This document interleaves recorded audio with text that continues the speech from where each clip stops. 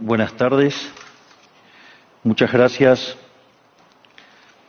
Hoy estoy acá para decirles que Occidente está en peligro. Está en peligro porque aquellos que supuestamente deben defender los valores de Occidente se encuentran cooptados por una visión del mundo que inexorablemente conduce al socialismo y, en consecuencia, a la pobreza. Lamentablemente, en las últimas décadas, motivados por algunos deseos bien pensantes de querer ayudar al prójimo y otros por el deseo de pertenecer a una casta privilegiada, los principales líderes del mundo occidental han abandonado el modelo de la libertad por distintas versiones de lo que llamamos colectivismo. Nosotros estamos acá para decirles que los experimentos colectivistas nunca son la solución a los problemas que aquejan a los ciudadanos del mundo, sino que, por el contrario, son su causa. Créanme, nadie mejor que nosotros los argentinos para dar testimonios de estas dos cuestiones.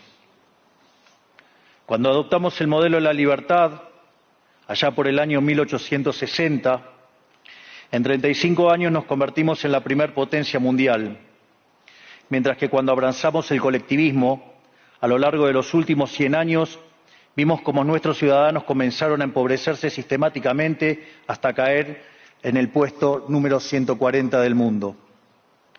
Pero antes de poder dar esta discusión, sería importante que primero viéramos los datos que sustentan por qué el capitalismo de libre empresa no solo es un sistema posible para terminar con la pobreza del mundo, sino que es el único sistema moralmente deseable para lograrlo.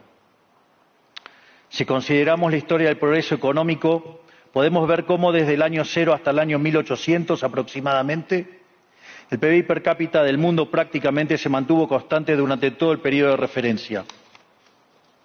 Si uno mira un gráfico de la evolución del crecimiento económico a lo largo de la historia de la humanidad, uno estaría viendo un gráfico con la forma de un palo de hockey, una función exponencial que se mantuvo constante durante el 90% del tiempo y se dispara exponencialmente a partir del siglo XIX. La única excepción a esta historia de estancamiento se dio a finales del siglo XV con el descubrimiento de América. Pero salvando esta excepción, a lo largo de todo el periodo entre el año 0 y el año 1800, el PBI per cápita a nivel global se mantuvo estancado. Ahora bien, no solo que el capitalismo generó una explosión de riqueza desde el momento que se adoptó como sistema económico, sino que, si uno analiza los datos, lo que se observa es que el crecimiento se viene acelerando a lo largo de todo el periodo. Durante todo el periodo comprendido entre el año 0 y el 1800, la tasa de crecimiento del PBI per cápita se mantuvo estable en torno al 0,02% anual, es decir, prácticamente sin crecimiento. A partir del siglo XIX, con la revolución industrial, la tasa de crecimiento pasa al 0,66%. A ese ritmo, para duplicar el PBI per cápita, se necesitarían crecer durante 107 años. Ahora bien, si observamos el periodo entre 1900 y 1950, la tasa de crecimiento se acelera al 1,36% anual. Ya no necesitamos 107 años para duplicar el PBI per cápita, sino 66. Y si tomamos el periodo comprendido entre 1950 y el año 2000, vemos que la tasa de crecimiento fue de 2,1% anual, lo que derivaría en que en solo 33 años podríamos duplicar el PBI per cápita del mundo. Esta tendencia, lejos de detenerse, se mantiene viva aún hoy. Si tomamos el periodo entre el año 2000 y el 2023, la tasa de crecimiento volvió a acelerar el 3% anual, lo que implica que podríamos duplicar nuestro PBI per cápita en el mundo en tan solo 23 años. Ahora bien, cuando se estudia el PBI per cápita desde el año 1800 al día de hoy, lo que se observa es que luego de la revolución industrial, el PBI per cápita mundial se multiplicó por más de 15 veces, generando una explosión de riqueza que sacó de la pobreza al 90% de la población mundial. No debemos olvidar nunca que para el año 1800, cerca del 95% de la población mundial vivía en la pobreza más extrema, mientras que ese número cayó al 5% para el año 2020, previo a la pandemia. La conclusión es obvia. Lejos de ser la causa de nuestros problemas, el capitalismo de libre empresa como sistema económico es la única herramienta que tenemos para terminar con el hambre, la pobreza y la indigencia a lo largo y a lo ancho de todo el planeta. La evidencia empírica es incuestionable. Por eso, como no cabe duda de que el capitalismo de libre mercado es superior en términos productivos, la doxa de izquierda ha atacado al capitalismo por sus cuestiones de moralidad, por ser, según ellos, dicen sus detractores, que es injusto. Dicen que el capitalismo es malo porque es individualista y que el colectivismo es bueno porque es altruista, con la ajena, y en consecuencia bregan por la justicia social. Pero este concepto que en el primer mundo se ha puesto de moda en la última época, en mi país es una constante del discurso político desde hace más de 80 años. El problema es que la justicia social no es justa, sino que tampoco aporta al bienestar general. Muy por el contrario, es una idea intrínsecamente injusta, porque es violenta. Es injusta porque el Estado se financia a través de impuestos, y los impuestos se cobran de manera coactiva. ¿O acaso alguno de nosotros puede decir que paga los impuestos de manera voluntaria? Lo cual significa que el Estado se financia a través de la coacción, y que a mayor carga impositiva, mayor es la coacción, menor es la libertad. Quienes promueven la justicia social parten de la idea de que el conjunto de la economía es una torta que se puede repartir de una manera distinta. Pero esa torta no está dada, es riqueza que se va generando en lo que, por ejemplo, Israel Kirzler llama un proceso de descubrimiento de mercado. Si el bien o servicio que ofrece una empresa no es deseado, esa empresa quiebra a menos que se adecúe a lo que el mercado le está demandando. Si genera un producto de buena calidad a un buen precio atractivo, le va a ir bien y va a producir más. De modo que el mercado es un proceso de descubrimiento en el cual el capitalista encuentra sobre la marcha el rumbo correcto. Pero si el Estado castiga al capitalista por tener éxito y lo bloquea en este proceso de descubrimiento, destruye sus incentivos, y las consecuencias de ello es que va a producir menos y la torta será más chica, generando perjuicio para el conjunto de la sociedad. El colectivismo, al inhibir estos procesos de descubrimiento y al dificultar la apropiación de lo descubierto, ata al emprendedor de las manos y le imposibilita producir mejores bienes y ofrecer mejores servicios a un mejor precio. ¿Cómo puede ser entonces que desde la academia, los organismos internacionales, la política y la teoría económica se demonice un sistema económico que no solo ha sacado de la pobreza más extrema al 90% de la población mundial y lo hace cada vez más rápido, sino que además es justo y moralmente superior? Gracias al capitalismo de libre empresa, hoy el mundo se encuentra en su mejor momento. No hubo nunca en toda la historia de la humanidad un momento de mayor prosperidad que el que vivimos hoy. El mundo de hoy es más libre, más rico, más pacífico y más próspero que en cualquier otro momento de nuestra historia. Esto es cierto para todos, pero en particular para aquellos países que son libres, donde respetan la libertad económica y los derechos de propiedad de los individuos. Porque aquellos países que son libres son 12 veces más ricos que los reprimidos. El decil más bajo de la distribución de los países libres vive mejor que el 90% de la población de los países reprimidos. Tiene 25 veces menos cantidad de pobres en el formato estándar y 50 veces menos en el formato extremo. Y por si eso fuera poco, los ciudadanos de los países libres viven un 25% más que los ciudadanos de los países reprimidos. Ahora bien, para entender qué venimos a defender es importante definir de a qué hablamos nosotros cuando hablamos de libertarismo.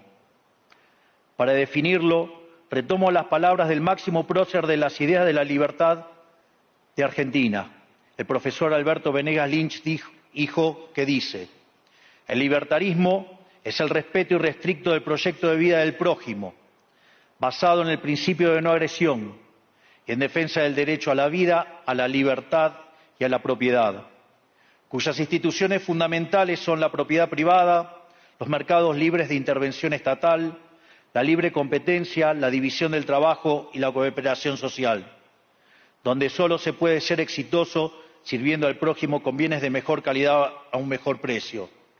Dicho de otro modo, el capitalista, el empresario exitoso, es un benefactor social que, lejos de apropiarse de la riqueza ajena, contribuye al bienestar general. En definitiva, un empresario exitoso es un héroe. Este es el modelo que nosotros estamos proponiendo para la Argentina del futuro, un modelo basado en los principios fundamentales del libertarismo, la defensa de la vida, de la libertad y de la propiedad. Ahora bien, Si el capitalismo de libre empresa y la libertad económica han sido herramientas extraordinarias para terminar con la pobreza en el mundo, y nos encontramos hoy en el mejor momento de la historia de la humanidad, vale la pena preguntarse ¿por qué digo entonces que Occidente está en peligro?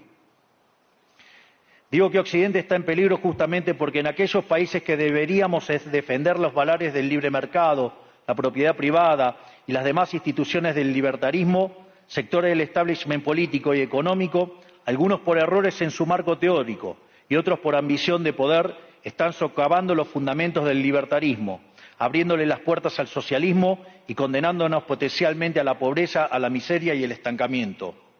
Porque nunca debe olvidarse que el socialismo es siempre y en todo lugar un fenómeno empobrecedor, que fracasó en todos los países que se intentó.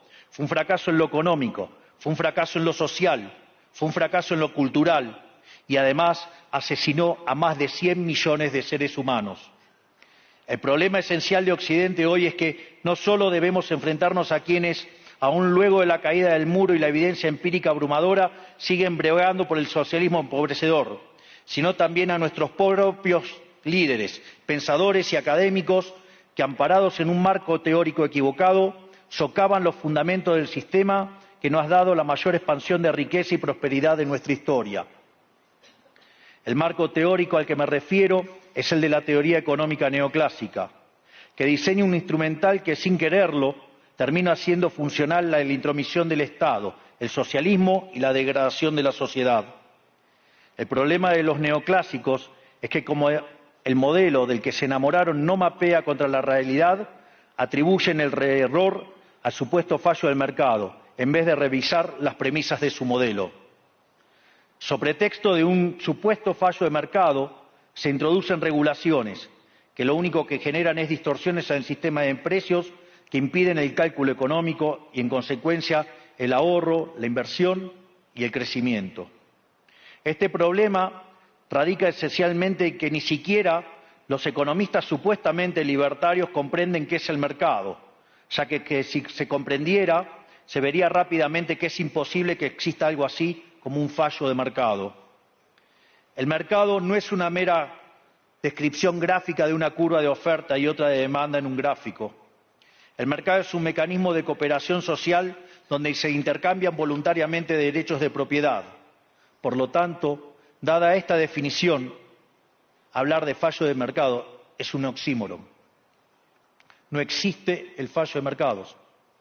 Si las transacciones son voluntarias, el único contexto en el que puede haber un fallo de mercado es si hay coacción.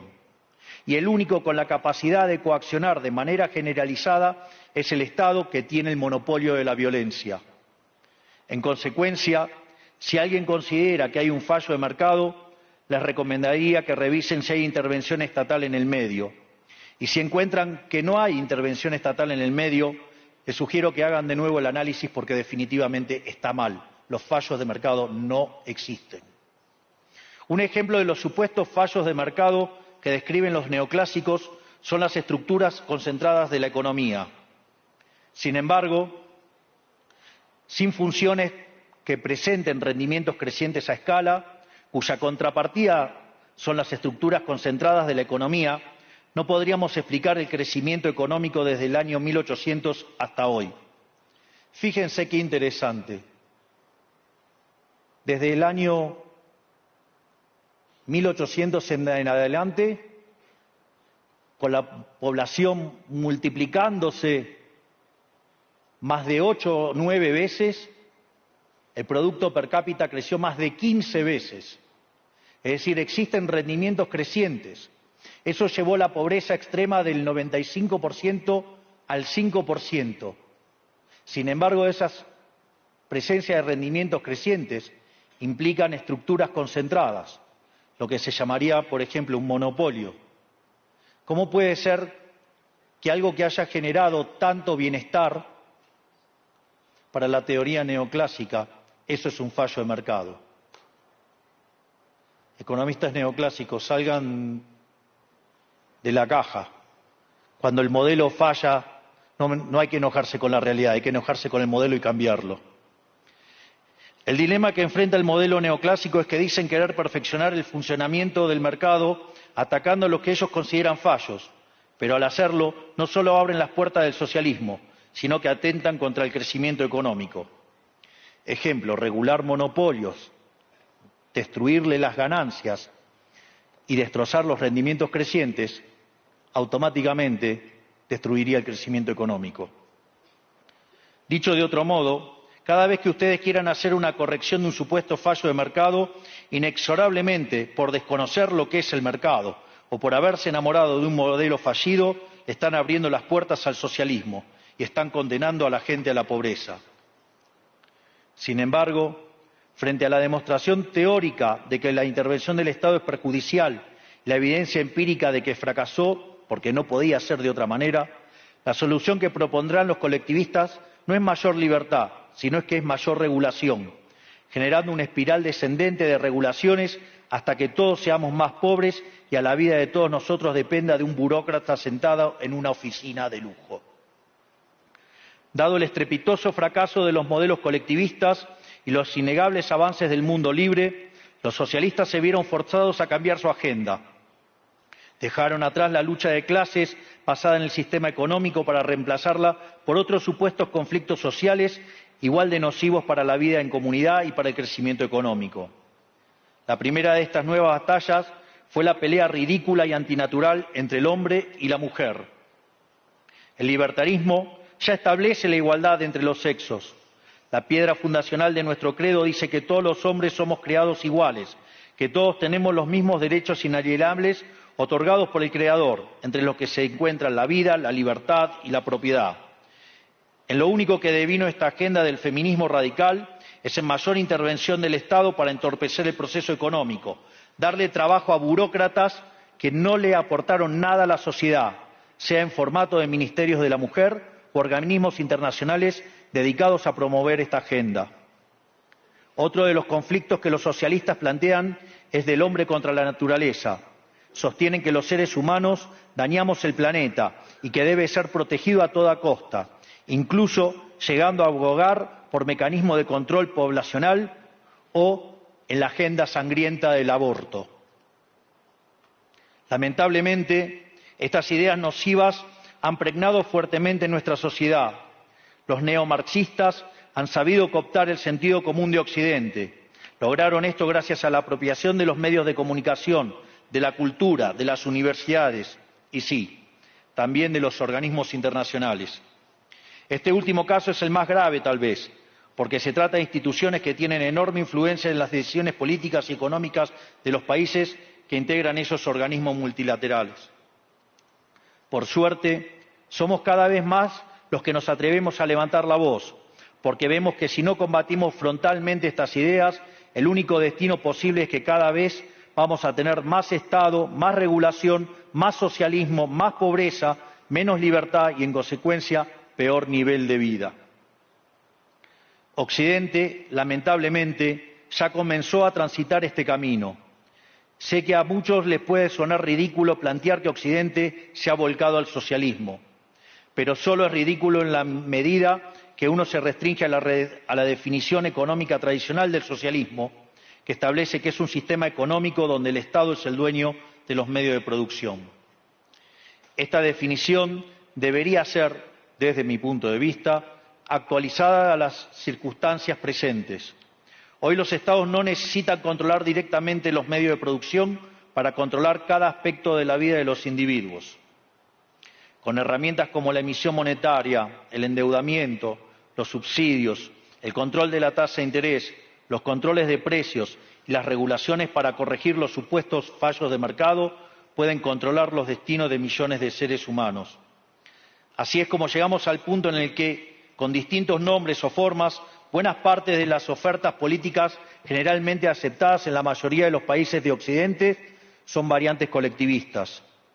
Ya sea que se declamen abiertamente comunistas, fascistas, nazis, socialistas, socialdemócratas, nacionalsocialistas, demócratas cristianos, keynesianos, neokeynesianos, progresistas, populistas, nacionalistas o globalistas. En el fondo, no hay diferencias sustantivas. Todos sostienen que el Estado debe dirigir todos los aspectos de la vida de los individuos. Todas definen un modelo contrario al que llevó a la humanidad al progreso más espectacular de su historia. Nosotros venimos hoy aquí a invitar a los demás países de Occidente a que retomemos el camino de la prosperidad. La libertad económica, el gobierno limitado y el respeto irrestricto de la propiedad privada son elementos esenciales para el crecimiento económico. Este fenómeno de empobrecimiento que produce el colectivismo no es una fantasía, ni tampoco fatalismo. Es una realidad que los argentinos conocemos muy bien desde hace por lo menos 100 años.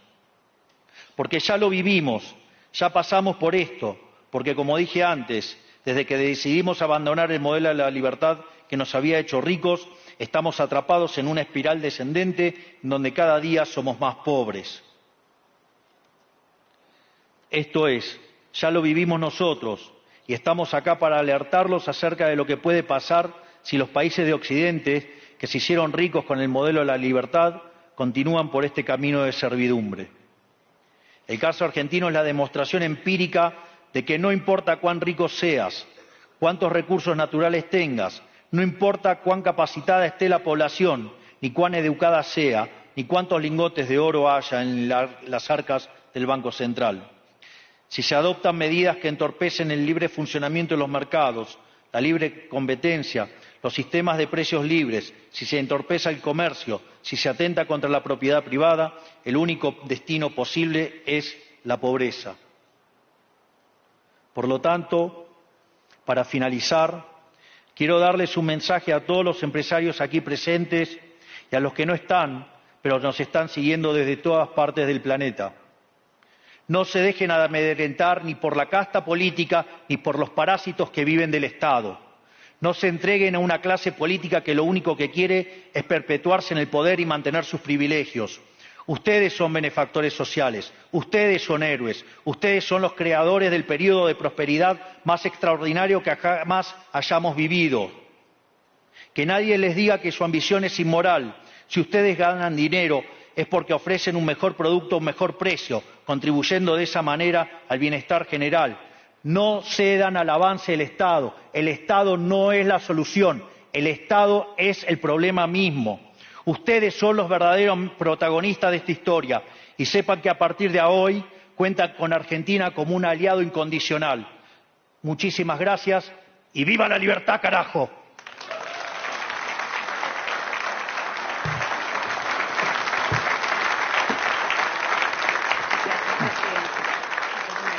Gracias. Vamos a seguir por la derecha también. Vamos a pasar. Fantástico. Gracias.